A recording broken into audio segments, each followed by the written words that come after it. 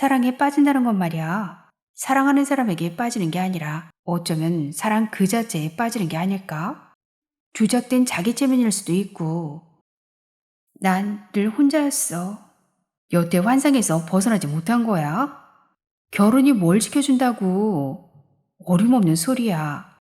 상대가 나를 꿰뚫어 볼 수 있다고? 뭘 알아서 해줄 거라고? 천만의 말씀. 완벽한 인간관계란 그 자체가 허구야. 상대도 마찬가지가 아닐까? 아무런 문제가 없는 이상적인 부부가 있을까? 안녕하세요. 클라우디아입니다. 오늘은 윤혜령 작가의 작품 셀카의 비밀을 준비했습니다. 소설을 재독, 삼독할 때마다 생각하고 느끼는 것들이 깊이를 더한다면 읽는 이에게 명작이라 말할 수 있는 거죠. 바로 윤혜령 작가의 소설들은 늘 제게 그런 여운을 남겨주곤 하는데요. 오늘 저와 함께 그녀의 작품 속으로 함께 들어가 보시죠. 셀카의 비밀, 윤혜령. 인선이 사라진 건 뜻밖이다라고 말해놓고 방기준은 다시 인선이 사라진 건 매우 뜻밖이다라고 서둘러 말을 고쳤다. 어느 날 갑자기 사람이 사라졌는데 뜻밖이 아닐 수 있는가? 뜻밖이 아닌 사라짐도 있느냐고 은직이 발끈했다. 그녀의 어투에 반감이 역력했다. 그러니까 매우 뜻밖이라는 거지. 이라며 반기준은 매우를 재차 강조했다. 그가 강조한 것이 인선이 사라진 건지 사라진 게 뜻밖이라는 건지 그거야말로 매우 헷갈렸다. 뜻밖이든 매우 뜻밖이든 인선이 사라졌다. 반기준이 매우를 강조할수록 뭔가 석연치 않은 느낌이 더했다. 인선이 사라진 건 처음이 아니다. 하지만 이번은 달랐다. 사라진 자는 말이 없다. 아니, 죽은 자는 말이 없는 거지. 머릿속을 어지럽게 떠다니는 생각들. 생각은 검은 그림자를 사라진 쪽으로 들이우다 죽은 쪽으로 들이우기를 반복했다. 그러다 어느 순간 한쪽으로 치우쳐 아예 움직이지 않았다. 위태로운 것들이 응당 그렇듯 안전보다는 위험 쪽으로 풍랑을 일으키며 출렁댔다. 무엇보다 반기준의 태도가 그랬다. 반기준이 은직을 뚫어지게 쳐다보았다. 무의식적이거나 본능적인 반응과는 달랐다. 응징이나 반문의 눈빛 역시 아니었다. 이상한 것은 은직 역시 반기준을 뚫어지게 쳐다보고 있다는 거다. 그렇게 쳐다봄으로써 반기준은 뭔가를 정당하게 만들었다. 그 정당함이란 인선의 가출이 결코 자신의 탓이 아니라는 것을 말하고 있었다. 그랬다. 반기준의 말이 그랬고 태도가 그랬다. 언제부턴가 그는 무엇에 대해 명확하게 말하지 않았다. 반 정도만 말하는 버릇이 있었다. 서두를 빼든 말미를 빼든 언제나 한 곳이 비어 있었다.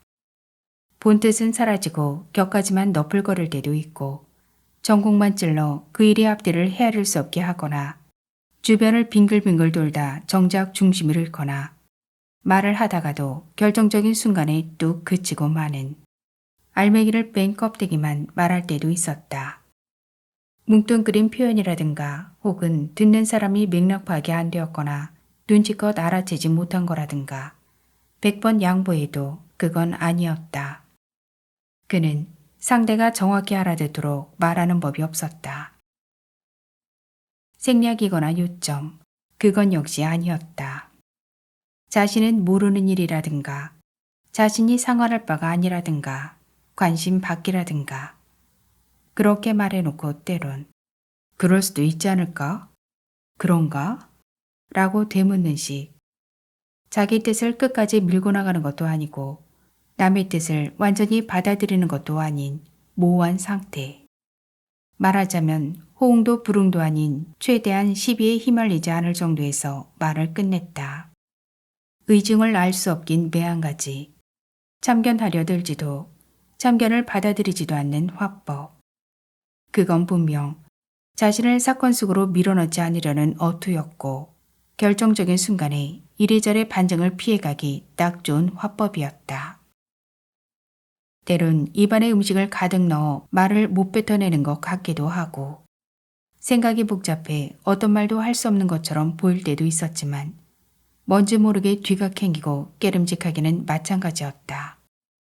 근데 이상한 건 그 이 말을 듣고 있으면 정확한 말은 정확하게 표현할 수 없는 것에 대한 횡포일 뿐이라고 그런 식으로 끌려가는 느낌도 없지 않았다. 그러나 이번은 다르지 않은가. 그는 탁자 위에 놓인 귤 껍질을 반으로 자르고 다시 접어 자르고 또다시 손끝이 노랗게 물들도록 잘게 자르며 앉아 있었다. 인선은 자신의 존재는 남겨둔 채 몸만 사라졌다. 인선이 감쪽까지 사라졌는데도 그녀의 핸드폰은 참기름에 버무린 낙지 탕탕이처럼 생생하게 실존했다. 수시로 전화벨이 울리고 깨톡깨톡 카톡이 울렸다. 할부 명세서가 도착하고 각종 세금과 관리비, 보험과 연금 등이 꼬박꼬박 자동이체되고 이체 명세를 알리는 알림벨이 수시로 울렸다. 인선의 행방과 상관없이 여전히 사람들은 그녀에게 안부를 묻고 전자우편 메시지를 전송하고 공연 안내장과 청첩장을 보내고 부고를 알렸다. 그녀가 다니던 문화교실에서는 다음 학기 모집 안내문을 보내고 세탁물을 찾아가라는 독촉 문자와 스팸 광고가 도착하고 동창회에선 참가 여부를 물어봤다. 가스 검침원의 전화가 오고 렌탈 정수기 정기점검 날짜를 알려왔다. 그녀의 전화기에선 여전히 시크릿 가든의 포엠이 컬러링으로 흘러나왔다. 인선은 핸드폰에 어떤 근거도 남기지 않았다. 메시지와 메모장과 대화방은 모두 비워지고 삭제되었다. 다만 갤러리에 셀카 사진이 남아있을 뿐 그뿐이었다. 슬픔의 미학인지 기쁨의 미학인지 한번 들어봐봐. 들어보면 음악이 절대 미숙해서 헤어나지 못할걸. 나지막이 속삭이던 인선의 목소리가 귓전에 맴돌았다.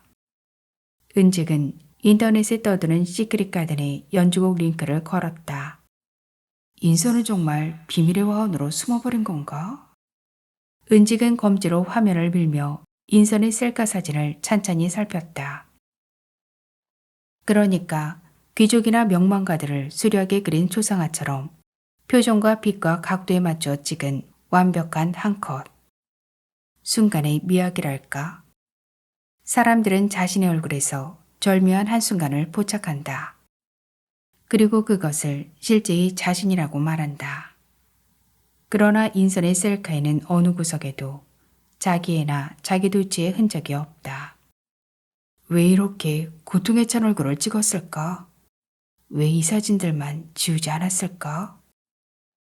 은직은 읽고 또 읽어도 이해 불가한 시를 읊조리듯 같은 말을 읊조리고 또 읊조렸다.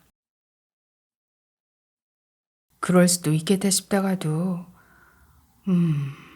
방기준은 다음 말을 망설였다. 인선이 왜 사라져야 했는지 자신은 전혀 모르겠다는 듯 은직을 다시 뚫어지게 쳐다봤다. 도대체 아는 게 뭐지? 어떤 조짐이 있어도 있었을 거 아니야.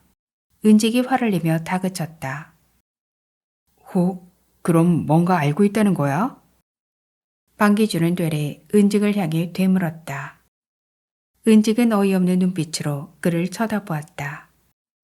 모르겠지. 방기준은 또다시 애매하게 중얼거렸다. 누가 뭘 모른다는 말인가? 아내가 사라졌는데 자신은 모르는 일이라고?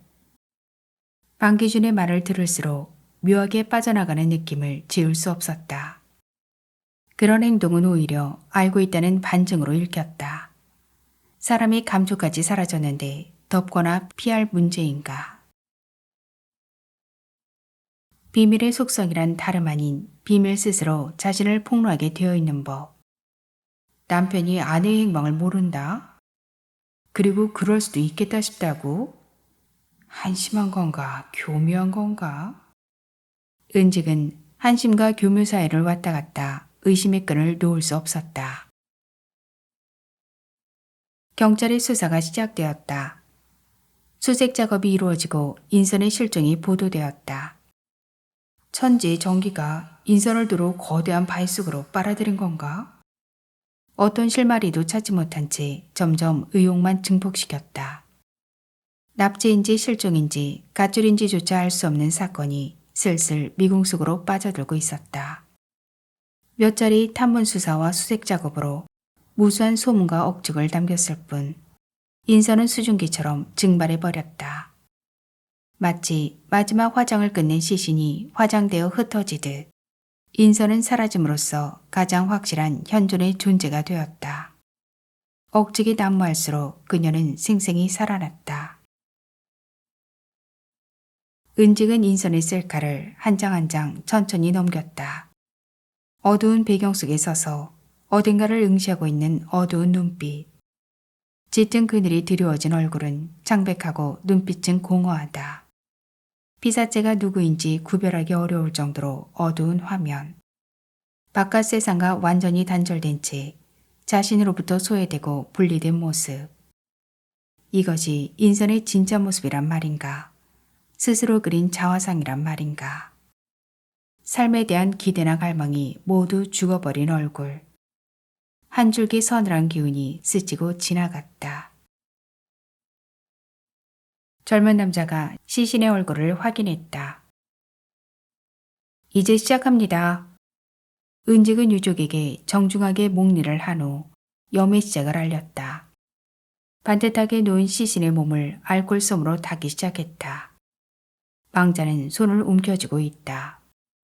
움켜쥔 손을 주물러 편안하게 손바닥을 폈다. 곱상하게 생긴 얼굴은 평온하지 않다. 죽은 자의 얼굴엔 삶의 질곡이 그대로 드러나기 마련.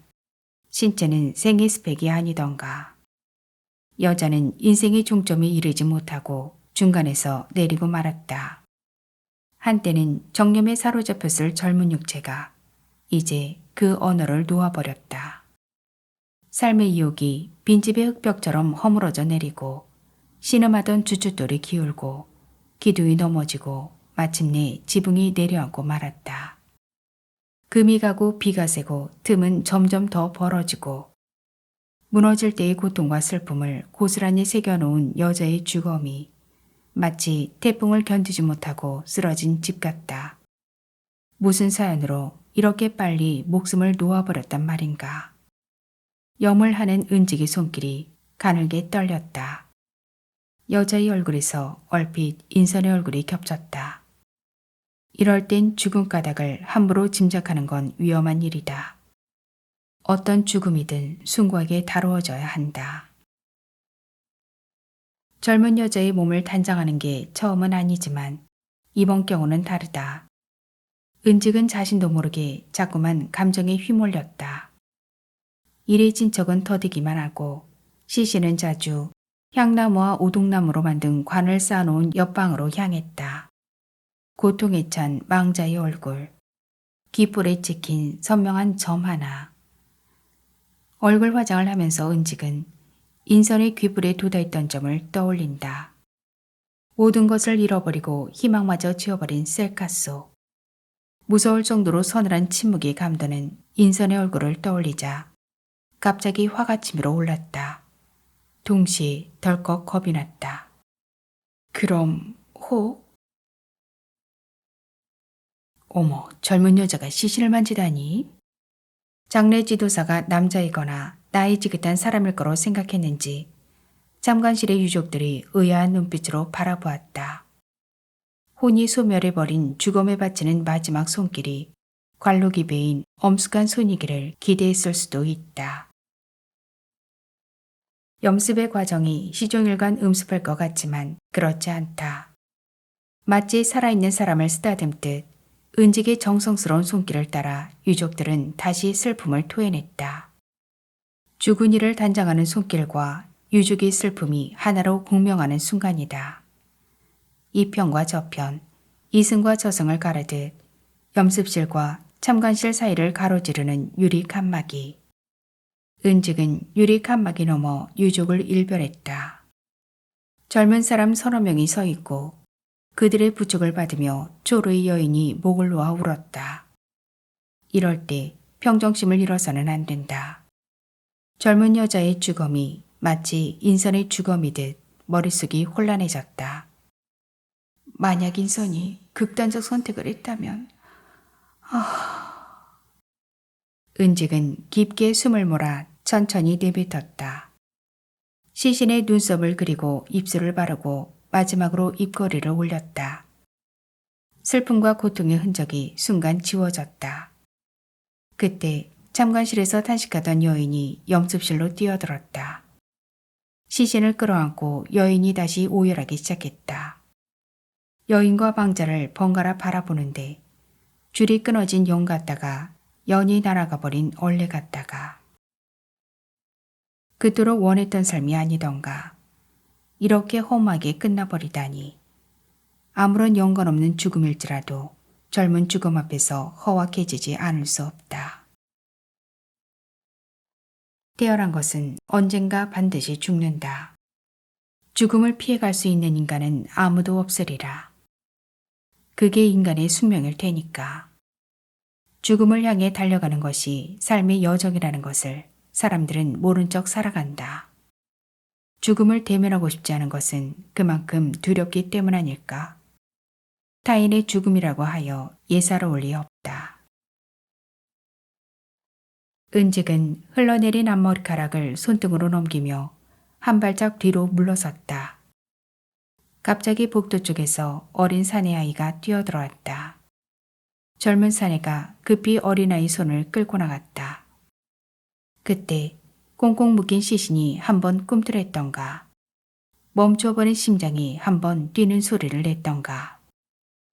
사랑이란 너무도 지독해서 영혼이 빠져나간 육신마저 떨게 하는 건지도 몰랐다. 사실 이 일을 하다 보면 뜻밖의 놀랄 때가 있다. 죽음을 볼 때도 그렇지만 산자들을 볼 때도 마찬가지다.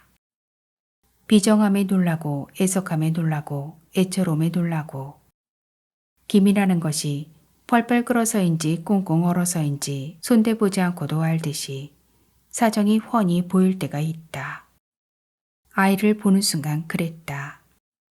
그렇지, 움켜쥔 손. 끝내 저 아이와 인연의 끈을 놓지 못한 거지.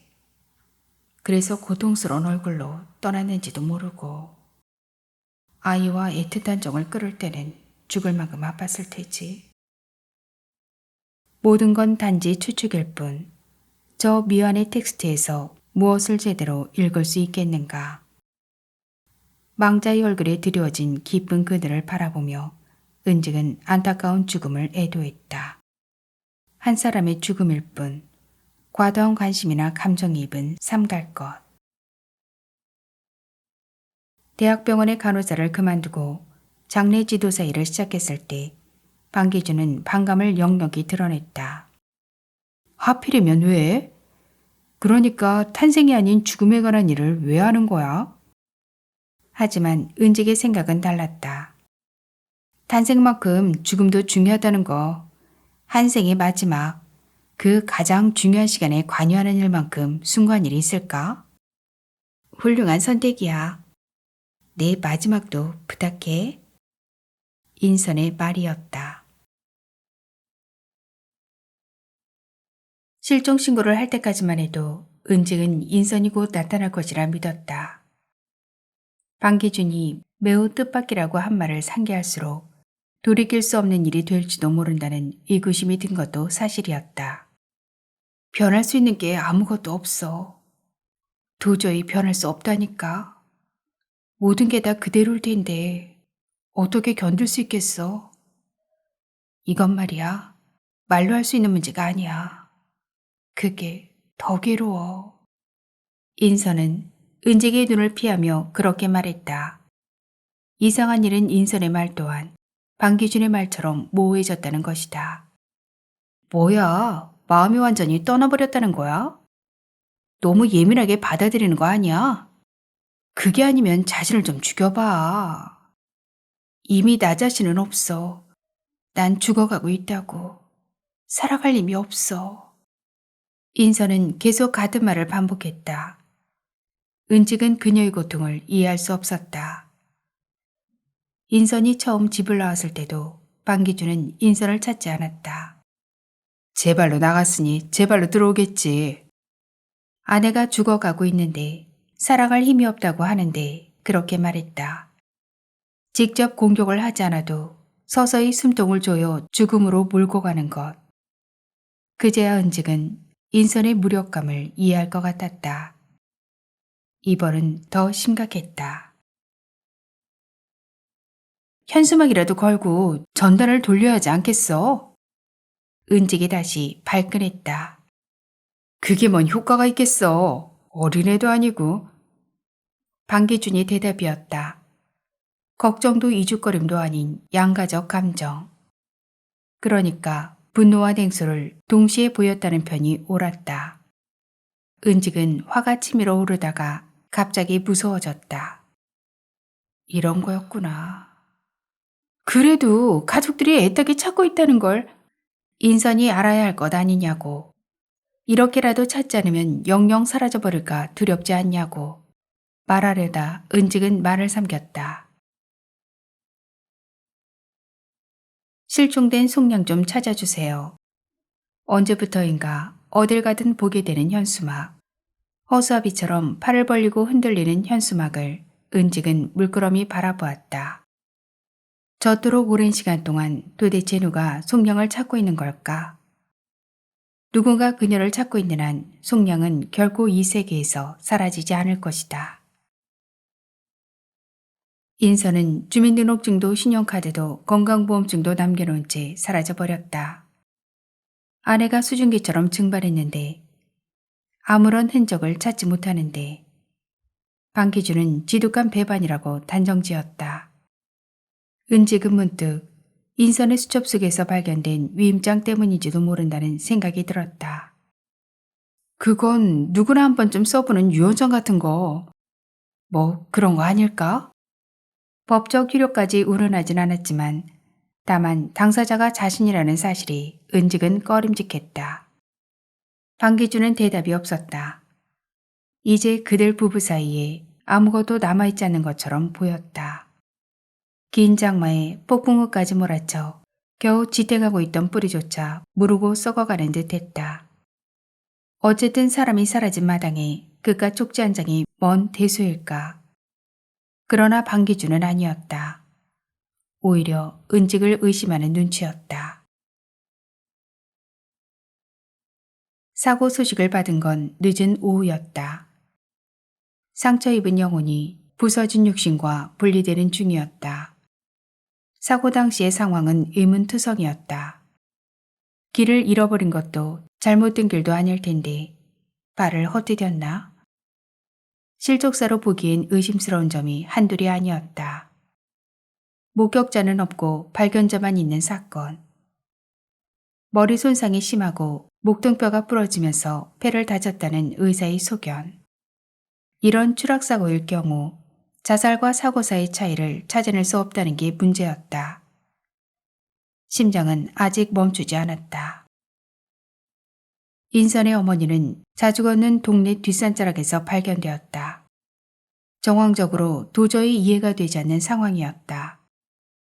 익숙한 산이었고 사람들의 왕래가 잦은 길이었으며 위험한 곳엔 위험 표시나 안전 울타리가 쳐져 있었다. 구태여 위태로운 길을 선택했을 리 없었다. 어머니는 누군가를 찾기 위해서 산속을 배회하고 있었던 걸까? 누군가 거기로 데려가 밀지 않았다면 추락은 말 그대로 미스터리였다. 경찰에선 실족사고로 처리되었다. 인선의 어머니는 눈을 뜬 채 임종했다. 시신은 그야말로 상처투성이었다. 은직은 망자에게 묵념을 올리고 한참 동안 그대로 서 있었다. 눈을 감기고 천천히 발부터 닦아 올라갔다. 수시포 아래 부려진 작고 앙상한 몸. 마치 총을 맞고 떨어진 한 마리 새 같았다. 코와 귀 그리고 입안까지 닦아내고 얼굴을 정리하면서 은직은 평소 환하게 웃으시던 어머니 얼굴을 떠올렸다. 흔히 사람들은 생활이 나아지고 근심 걱정이 사라지면 고매한 인간이 될 것이라 착각하며 살아간다. 그 열망이 얼마나 거친 욕망을 불어일으키는지는 알지 못한 채 어머니의 시신은 사고사였음에도 불구하고 생전처럼 단정하고 편안한 모습으로 되돌아왔다. 생사를 유래하는 동안 어떤 노여움에도 휘둘리지 않는 얼굴로 어머니는 수많은 환란을 겪으며 깨달음에 이른 걸까?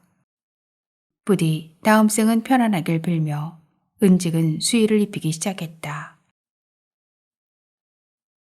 어머니의 생이 굳은 살로 박혀있는 손과 발. 거기 거친 세월을 적나라하게 새겨놓았다. 한지로 손싸개를 하고 그 위에 삼배 손싸개를 씌웠다. 발싸개를 하고 버선을 신겨드리면서 은직은 망자의 발을 가만히 감쌌다. 이 작은 발로 한 생을 걸어왔다니. 저토록 거칠어질 때까지 난폭한 세월을 견뎌왔다니. 순간 으스스한 기운이 감돌았다. 싸한 느낌과 함께 여물하는 손길이 허둥댔다. 정을 때려는 건가? 속바지와 겉바지를 끼워 입히고 허리띠를 매는데 울컥했다. 밖에서 한쪽으로 데님을 접어매면서 은직은 자신의 어머니라면 절대 하지 못할 일이라고 고개를 저었다. 인선이 농담 삼아 자신의 마지막을 부탁한다고 했을 때만 해도 이렇게 인선의 어머니를 염할 줄은 몰랐다. 속저고리와 겉저고리, 두루마리와 도포를 한 번에 끼워 입히고 도포끈을 맸다. 생전과는 반대로 옷을 여미고 대자끈으로 손과 어깨, 다리와 발을 차례대로 묶었다. 마지막으로 명목으로 눈을 가리고 끈을 돌려매는데 다시 울컥 솟구쳤다. 머리를 두건과 복건, 망건으로 싸서 덮는 것으로 염은 끝났다. 생과 의연하게 맞섰던 육신이 말라 비틀어져 손을 대면 바스러질 것 같은 주검.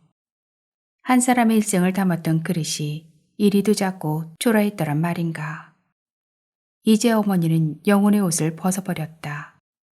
언제까지나 지속될 것 같은 삶이 이렇게 한순간에 끝나버렸다. 시간은 정지 상태가 되고 공기는 적막해서 숨이 막혔다. 은직은 도저히 이 죽음에 대해 객관적 거리를 유지할 수 없었다. 이제 마지막 작별을 해야 할 시간.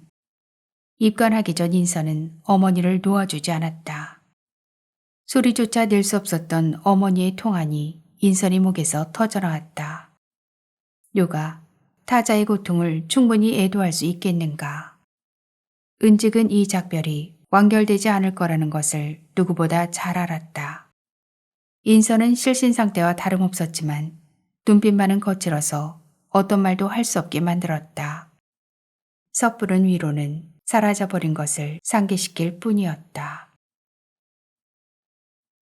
평소 인선의 어머니는 말이 없었다.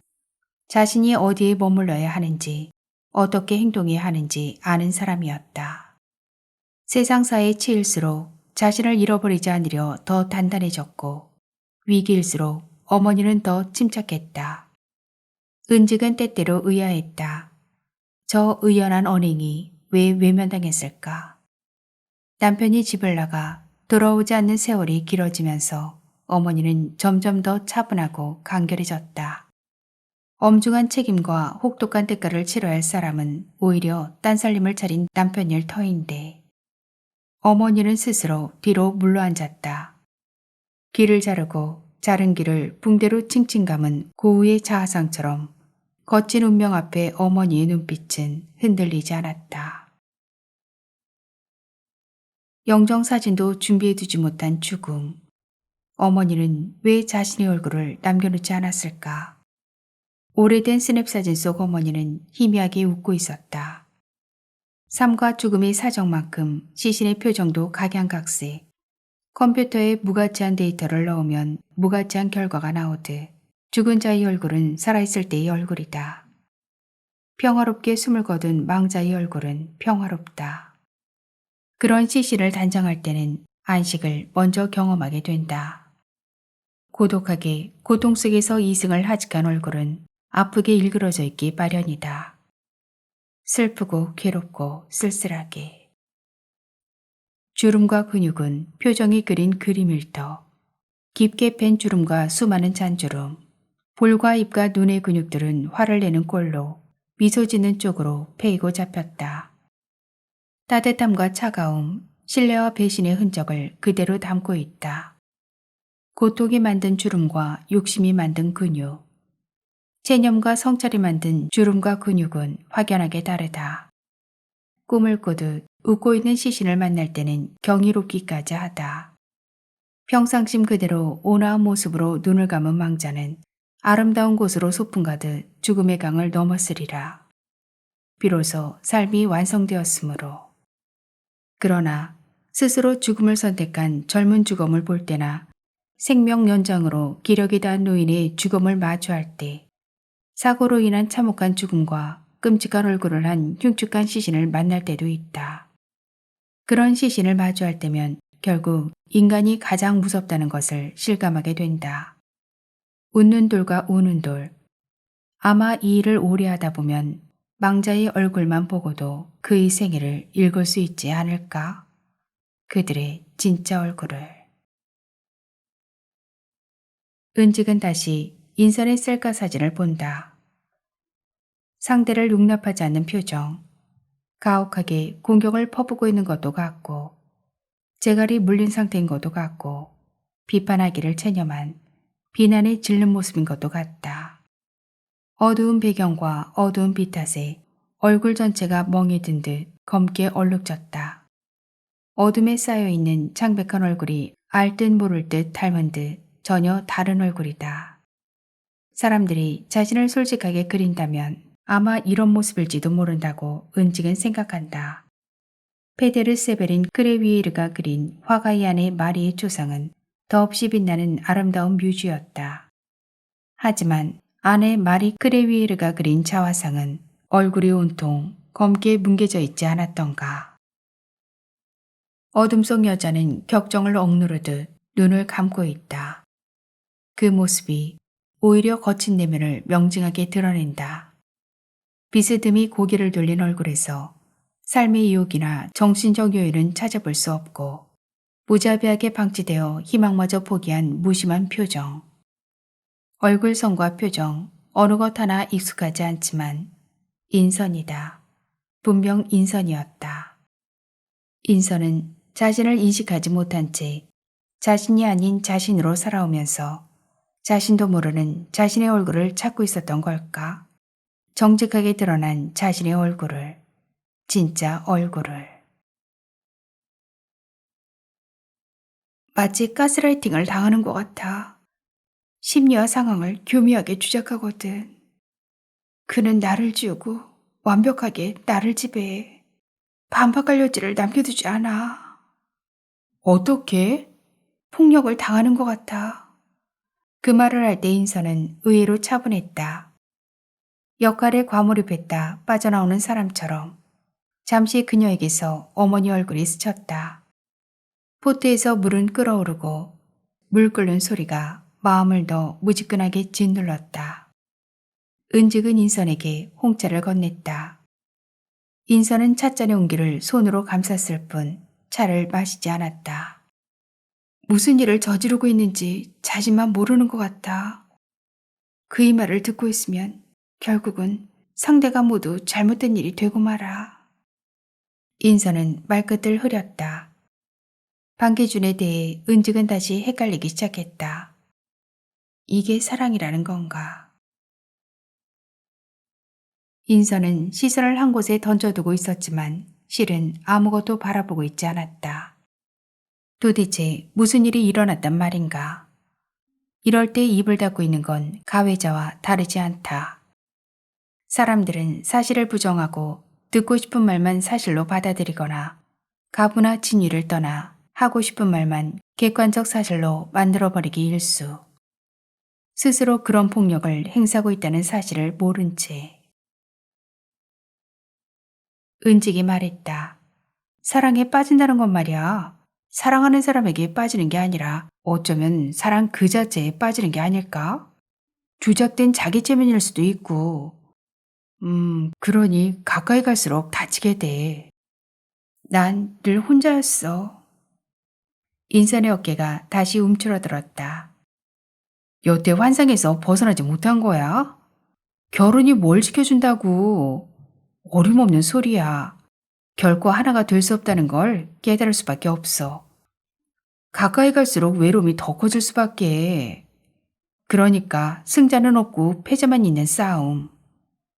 상대도 마찬가지가 아닐까? 인선은 시선을 돌린 채 대답이 없었다. 아무런 문제가 없는 이상적인 부부가 있을까? 그저 제각각의 방식으로 살아갈 뿐이야. 상대에 대한 기대와 믿음을 버려봐. 은직은 말을 하면서도 자신이 왜 그런 말을 해야 하는지 알지 못했다.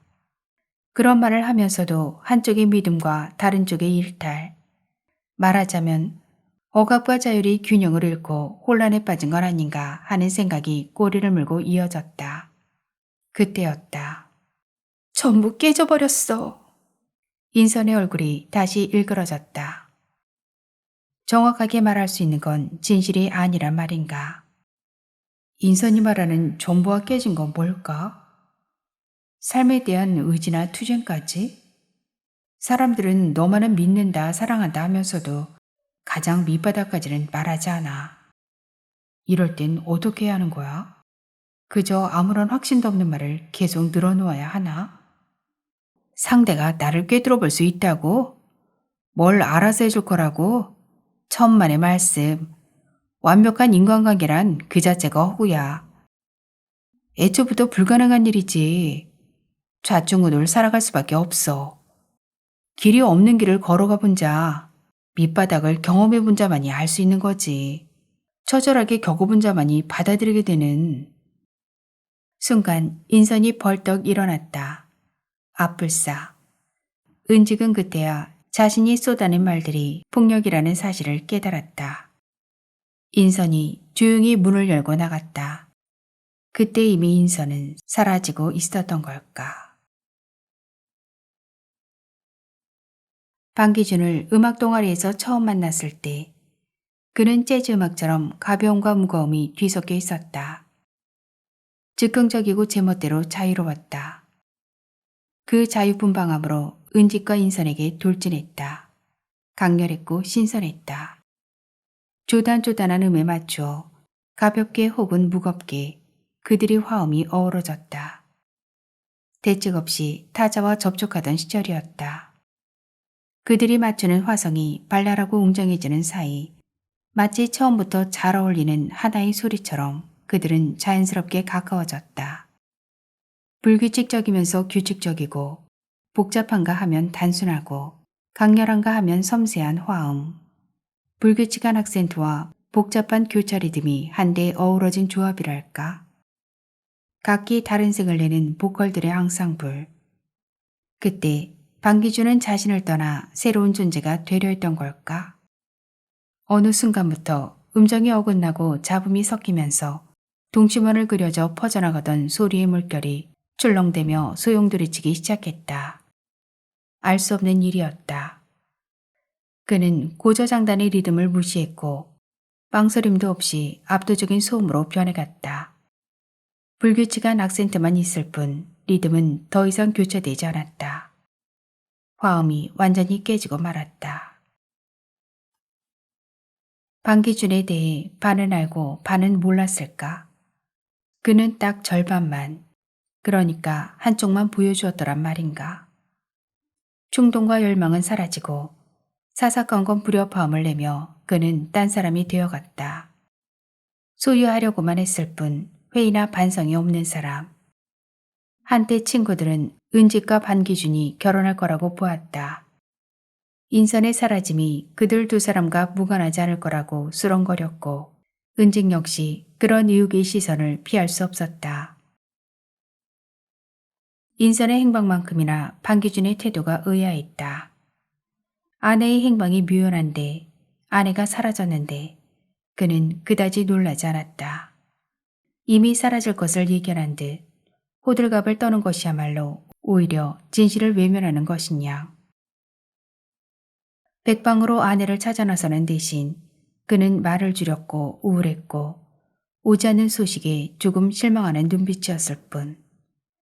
다만 사건이 속히 완결되기를 바라는 듯했다.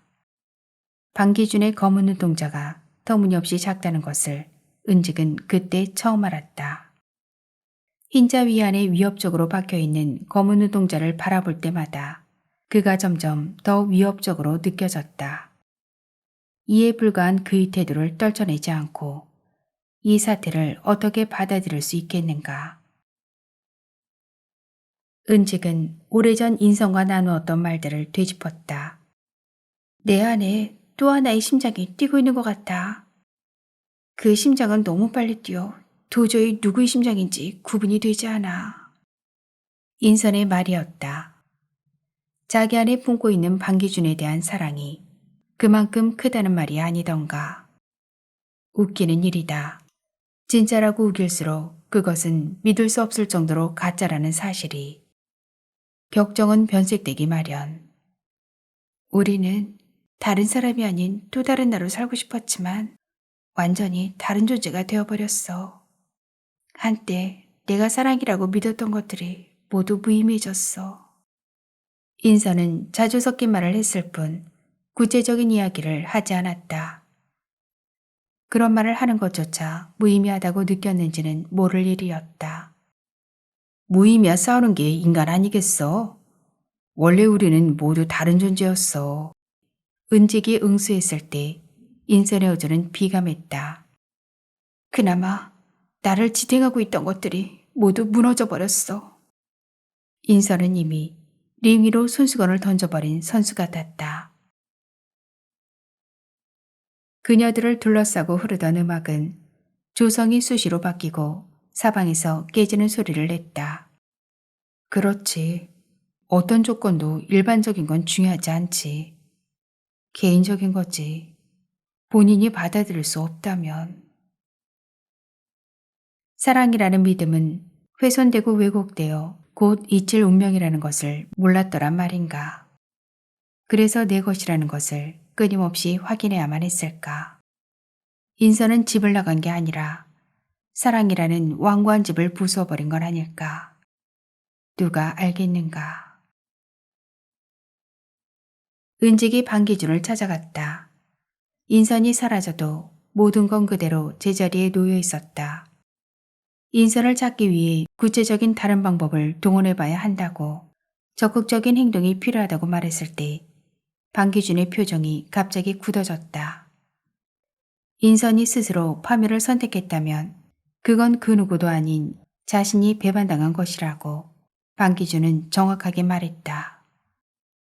정확하게 반의 태도는 뒤틀렸고 뒤틀린 채로 완강했다. 맹렬하게 돌진했던 그때의 호기심과 경이로움을 다 잊어버리고 전에 볼 수 없었던 그의 눈빛이 위험하게 번뜩였다. 이것이 방기준의 진짜 얼굴인가? 너무 강렬하거나 너무 냉정하거나 인간의 욕망은 그런 거였다. 사건에는 반드시 희생양이 필요했다. 겨우 이 정도가 이게 사랑이란 말인가? 아내의 고통 앞에서 친구의 고통 앞에서 결국은 타인일 수밖에 없다는 것. 인선은 스스로 방치되어 폭력을 견디다 그런 선택을 하고 말았던 건지도 모른다고. 아무도 없는 깊은 밤 홀로 서 있었지만 달려오는 택시는 예약 사인을 켜고 달아나 버렸다고. 어쩌면 너무 먼 곳까지 달아나 다시 돌아오지 못하는 건지도 모른다고. 아무짝에도 쓸모없는 생각들만 은직이 머릿속에 뒤엉켰다. 인선은 왜 더 강력하게 싸우지 못했을까? 인선의 부재에 따른 뜬소문에 대해 은직은 알지 못했고 시간이 더 멀리 달아난 후 수습할 길 없는 슬픔에 대해서 방기준은 아직 알지 못했다. 시신의 상태는 참혹했다. 무자비한 폭력 앞에 필사적으로 죽음을 거부했던 흔적이 고스란히 남아있었다. 이빨은 악담은 채 으스러지고 얼굴과 머리는 형체를 알아볼 수 없을 정도로 으깨어졌다. 폭력을 견디며 공포에 떨었던 마지막 표정이 그대로 정지해 있었다. 마지막 순간까지 필사적으로 그녀는 죽지 않았고 죽음은 기어이 그녀에게 생을 허용하지 않았다. 범인은 남편이었다. 차마 눈뜨고 볼 수 없는 죽음을 앞에 두고 은직은 눈을 감아버렸다. 인선의 카드는 인출되지 않았다. 통장 잔액 역시 그대로였다. 의료보험 사용 내용은 물론 본인 명의의 모든 것들은 어느 곳에서도 사용 흔적을 발견할 수 없었다. 사라지기 전 인선은 반복적으로 어떤 징조를 보냈지만 그들은 모른 척했고 사라져 돌아오지 않을 거라는 걸 믿지 않았다. 인선의 무게는 별자리 목걸이가 걸려 있었지만 그녀가 방향을 잃어버렸을 때 북극성은 나타나지 않았다. 단지 선택일 뿐일 테지. 오래 망설이다 막 결단을 내린 사람처럼 말했던 인선의 말을 은직은 다시 떠올렸다. 그렇지. 그동안 서서히 사라지고 있었던 거야. 사라질 수밖에 없었던 것은 인선의 선택이었겠지만 인선이 선택한 것이 삶이었을까 죽음이었을까. 한밤중에 초인종이 울렸다고 했다. 방기준은 일어나 시계를 보았다. 자정이 넘은 시간, 섬뜩했다. 거실 인터폰 화면에 무언가 얼른 스쳐 지나갔다. 누구세요? 누구세요? 밖은 잠잠했다. 도어로 움직이는 소리가 잠깐 들렸던 것 같다. 문 밖은 귀개알이마치 고요했다. 누구세요? 누구세요? 반기준의 음성이 흔들렸다. 그는 인터폰 화면을 응시했다. 텅 빈 화면 한쪽에 계단과 난간대 일부가 보일 뿐 수많은 점이 빛의 잔물결을 이루며 흔들렸다. 인선이 이 밤에 돌아왔다면 초인종을 누를 리 없었다. 비밀번호는 그대로니까. 방기준은 인터폰으로 다시 바깥 동종을 살폈다. 어떤 움직임도 보이지 않았다. 그럼 누군가 안의 동종을 살핀다는 말? 조금 전보다 더 귀기한 느낌이 들었다. 그는 도저히 문을 열어볼 용기가 나지 않았다. 숨을 죽이고 다시 벨이 울리기를 기다렸다. 밖은 여전히 잠잠했다. 헛것을 보거나 환청을 들은 건 분명 아니었다. 그러나 밤새 헛것을 보고 환청을 들은 사람처럼 그는 혼미하게 아침을 맞았다. 은직에게 방기준이 연락하는 일은 거의 없었다. 전화기 속 방기준의 목소리가 전 같지 않았다. 방기준은 전화를 건 이유를 얼른 말하지 않고 머뭇거렸다. 뭐야? 은직은 그가 말할 때까지 기다리지 않았다. 이윽고 방기준이 입을 뗐다. 지난밤 인선이 오지 않았어? 은직은 되레 인선의 연락을 받았느냐고 반기준을 향해 되물었다. 그는 아니라고 대답했다. 다만 한밤중에 초인종이 울렸다고 말했다. 한 가닥 희망이 생겼다 사라질 때처럼 은직도 맥없이 주저앉았다. 잘못 누른 초인종일 수도 있지 않겠어? 그렇게 말하면서도 은직은 머리카락이 쭈뼛 서는 걸 느꼈다. 눈앞에 현수막이 펄럭이고 실종된 송량의 얼굴이 어른거렸다. 송량은 어떻게 되었지? 은직은 온몸을 완전 무장했다. 전염병으로 사망한 시신이다. 이런 경우 미리 병원으로부터 통보를 받는다. 시신은 여물하기 버거울 정도로 기골이 장대하다. 죽음에 굴복하기에 그 이뼈는 너무도 강건했다. 절대 죽지 않을 것처럼 완벽한 뼈대를 갖춘 남자. 에이즈 바이러스는 어떻게 이 남자의 뼈를 무너뜨렸을까? 희망을 잃고 죽음 앞에 얼마나 끔찍하게 버텼는지 남자의 시신에 제 가시지 않은 체념의 기운이 감돌았다. 남자가 느꼈을 외로움과 공포를 생각하자 은직의 몸이 한 차례 와르르 떨었다. 그가 어떤 사람이든 어떻게 살았든 연습실에서 망자는 히어로가 된다. 슬픈 히어로. 살은 흘러내렸지만 우뚝 솟은 콧날, 반듯한 이마와 두툼한 귓볼, 어디로 보나 나무랄 데 없는 관상이다. 어느 순간 평범했던 삶은 깨져버리고 존재의 존엄까지 무너지고 말았을 것이다. 이 훤칠한 얼굴 어디에 불운이 기들어 있었단 말인가. 알코올 솜으로 몸을 닦고 얼굴을 닦는데 금리가 반짝였다. 영원히 빛날 것 같았던 젊음은 사라지고 충동의 빛에 홀려 남자는 주문을 만들었을지도 모르고 가족들은 지옥스러운 고통을 당했을지도 모른다. 염습실의 붉은 불빛이 남자의 마지막 몸을 비추었다. 은직은 겹으로 낀 얇은 수술용 고무장갑을 당겨 올리며 남자의 얼굴을 내려다 보았다. 아주 드물긴 해도 냉동실에 보관된 풍선처럼 부풀어 오른 부패한 시신을 염할 때가 있다. 그런 시신은 살갗이 곧잘 벗겨지고 고약한 냄새가 진동해 숨을 쉴 수 없다. 하지만 남자의 시신은 깨끗했다. 급속도로 무르고 썩어가는 숨이 빠져나간 몸. 만약 인선이 아무도 모르게 죽었다고 해도 냉동 보관된 채 방치되는 일은 없어야 할 텐데. 남자를 염하면서 은직은 줄곧 인선 생각을 하고 있었다. 장갑을 다시 끌어올렸다. 구렛나루를 깎고 면도를 하자 이목구비가 처연하게 드러났다. 수많은 얼굴로 살아왔을 남자의 진짜 얼굴이. 남자의 생은 어쩌면 그가 찍은 수려한 셀카 사진 같았을지도 모르고 수많은 셀카 사진만이 남았을지도 모른다. 시신을 닦은 물품들을 따로 준비된 통에 넣으면서 은직은 속으로 중얼거렸다. 생의 마지막을, 그 마지막 시간에 관여하는 일만큼 중요한 일은 없을 테지. 자신을 스스로 단속하는 일이라. 감염성 폐기물은 전문업체에서 처리하기 위해 수거해 갈 것이다. 유리 칸막이 너머에서 누군가 기분 나쁘게 가래침을 뱉어냈을 뿐 참관실은 조용했다. 조용이랄 것도 없는 불편한 침묵이 흐르고 가족들은 누구도 오열하지 않았다. 한 남자가 팔짱을 끼고 고개를 치든 채 곁눈질로 이쪽을 쳐다봤다. 쳐다볼 뿐인데 무언가를 절대 용서하지 않을 눈빛이었다.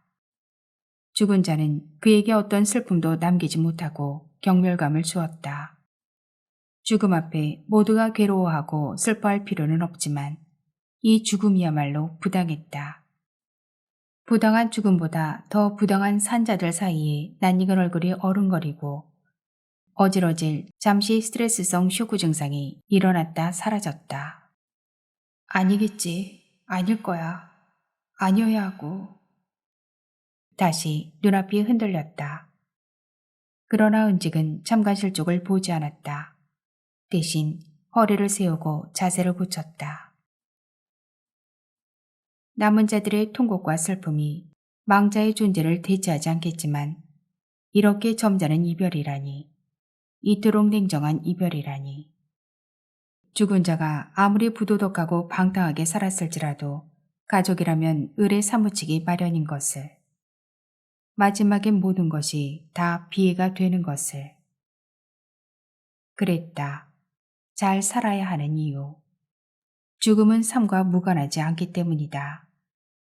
누구도 슬퍼하지 않는 죽음의 염이 끝났다. 침묵 속에서 미남자의 시신은 입간되었다. 그가 살아보지 못한 시간이 공기 속으로 흩어졌다. 이 슬픈 히어로는 안치실로 옮겨질 것이고 이 세계에서 거짓말처럼 사라질 것이다. 가족이라고 쉽게 하나로 묶을 수 있겠는가.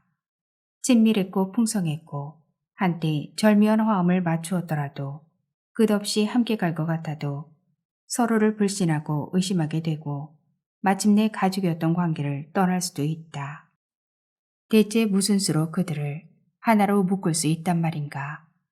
결국은 모두가 타인에 불과한 것을.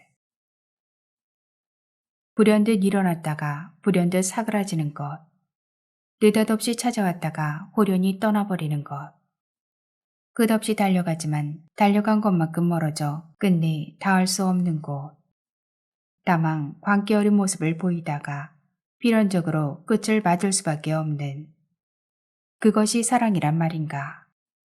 열렬히 원했지만 에로스는 사라져버리고 혼돈만 남았다. 인선이 행방이 밝혀지지 않는 날이 길어지고 있다. 무언가를 알고 있다고 할지라도 그들은 입을 닫을 수도 있고 자백할 수도 있고 서로 연락을 끊고 모르는 사람으로 살아갈 수도 있다. 죄수의 딜레마 같은 거라고 해야 하나. 협력하는 것이 서로에게 이익이겠지만 각자 자신들을 위해 배신하게 될지도 모른다.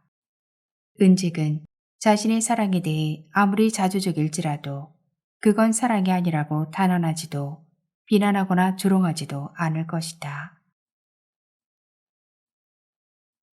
여자의 몸은 푸른색이 조금 돌 뿐 잠을 자는 듯 고요하다. 매력적인 까만 피부, 팔과 목과 어깨에 걸쳐 하나의 그림이 문신으로 연결되어 있다. 귀와 코와 눈썹에는 피어싱의 흔적이 뚜렷하다. 귀에는 귓볼뿐만 아니라 이륜과 대이륜, 대이륜 각과 이륜 미부 2주에 이르기까지 6개의 피어싱 구멍이 있다.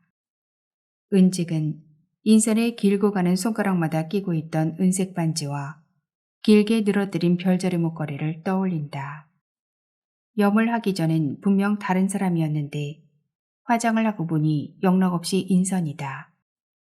검고 긴 눈썹과 얌전하게 앉아있는 낮은 코, 짧은 인중 아래 선이 뚜렷한 입술과 그 아래 둥근 턱, 숱이 많고 유난히 검은 머릿결에서 익숙한 향내가 난다. 내 것이었다가 내 것이 아니었다가 결핍이다가 과잉이다가 순결이었다가 관능이었다가 감추다가 도발하다가 식물이었다가 동물이었다가 여전히 부끄러운 젖가슴이 수위 위로 봉긋하다. 누구에게도 말 못할 비밀을 저 무덤에 묻었을지도 모르지.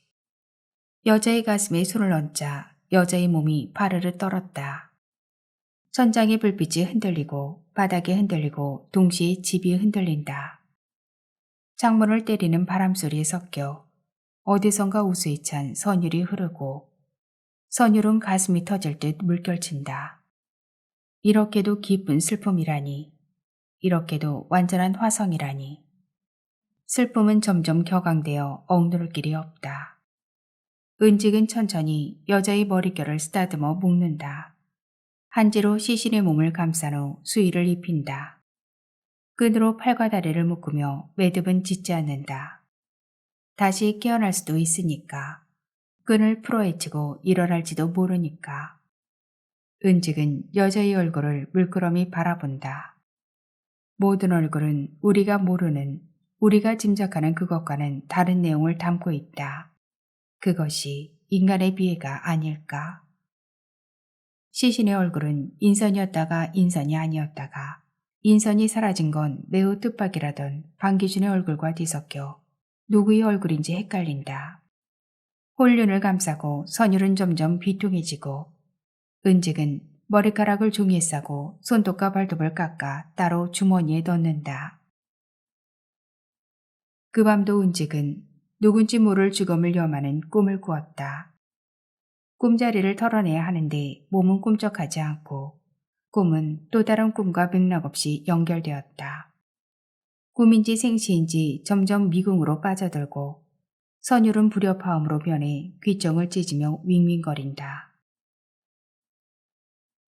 방기준이 알 수 없는 사람으로 변했지만 한때 그와 맞추었던 리듬과 선율은 화음이면서 불협화음인 채로 이중주가 되었다. 때론 경쾌하게 때론 슬프게 돌림노래가 되었고 때론 사색적으로 때론 비극적으로 변주되기도 했다. 비구름 같았다가 새이 발걸음 같았다가 그 시절은 이제 강물처럼 흘러가 버렸다. 인선은 돌아오지 않고 어제가 까마득한 옛날 같은 날이 흘러가고 있다.